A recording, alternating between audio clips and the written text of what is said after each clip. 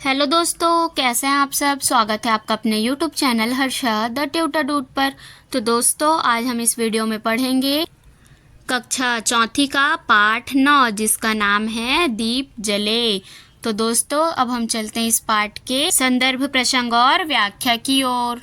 तो पहली कविता है दीप जले द्वार द्वार दीप जले गांव गांव, बगिया की छाँव छाँव, द्वारे पे आंगन में धूम मची ठाव ठाव। आओ रे गाओ रे ढोलक पे नीम तले, दीप जले द्वार द्वार दीप जले।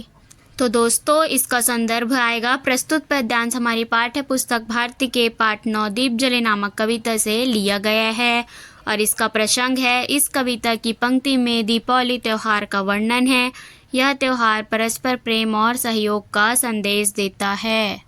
इसका अर्थ आएगा, कवि कहते हैं कि दीपावली में सबके दरवाजे दरवाजे पर दीप जलने लगे।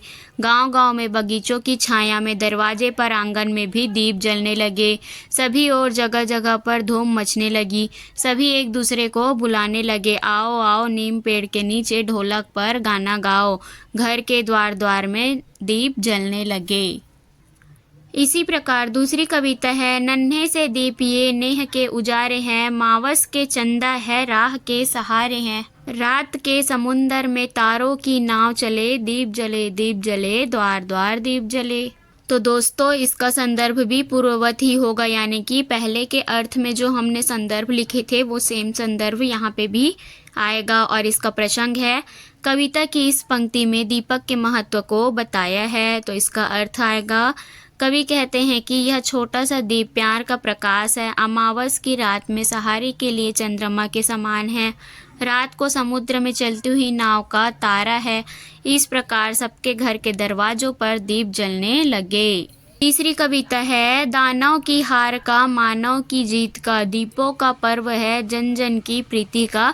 भेदभाव भूलो रे आपस में मिलो गले, दीप जले द्वार द्वार दीप जले।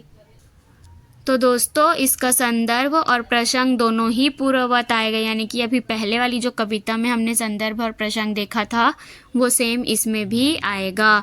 इसका अर्थ आएगा, कवि कहते हैं कि यह छोटा सा दीपक राक्षसों की हार का, मनुष्यों की जीत का प्रतीक है। यह दीप का त्योहार लोगों के प्यार और स्नेह का है।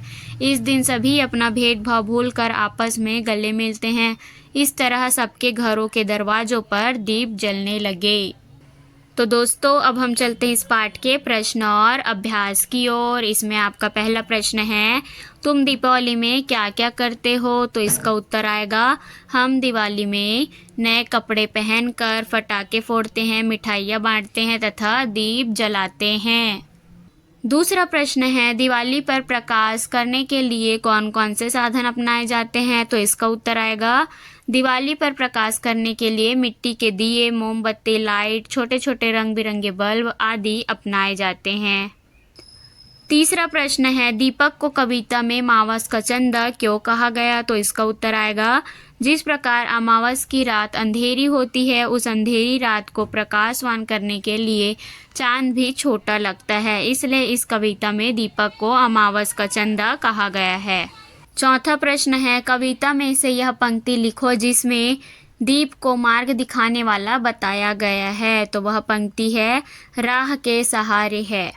दूसरा है, भेदभाव भूलकर परस्पर प्रेम से रहने का बोध कराया गया है। तो इसकी पंक्ति आएगी, जन जन की प्रीति का, भेदभाव भूलो रे आपस में मिलो गले।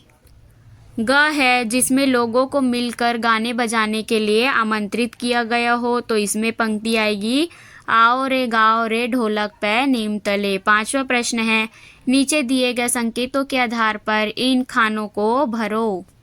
तो दोस्तों, इस खाने को हम सीधे उत्तर के साथ ही भर दिए हैं। गले मिलने और सेवाई खाने का त्यौहार होता है ईद का त्यौहार। रावण दहन का त्यौहार होता है दशहरा का त्यौहार। और बहन अपने भाई की कलाई पर बांधती है राखी। छठवां प्रश्न है, तुम और कौन कौन से त्यौहार मनाते हो उसके बारे में तालिका बनाओ। तो इसको आप स्वयं करेंगे कि आप कौन कौन से त्यौहार मनाते हैं, उसको एक तालिका के रूप में लिख लेंगे।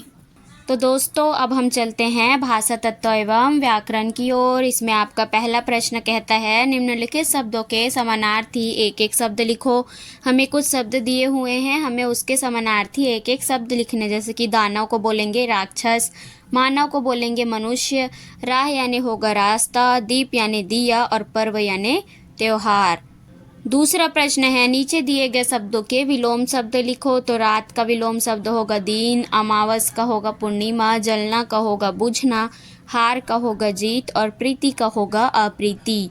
दोस्तों प्रश्न 3 है नीचे लिखे कोष्टक में कुछ शब्द दिए गए हैं, समान उच्चारण वाले शब्दों को अलग अलग लिखो और उसके समान एक शब्द याद करके लिखो। जैसे कि जीत का आ जाएगा समान उच्चारण में शीत मीत, दीप का आएगा सीप जीप, आज का आएगा काज नाज, तारा का सारा कारा, नेह का गेह मेह।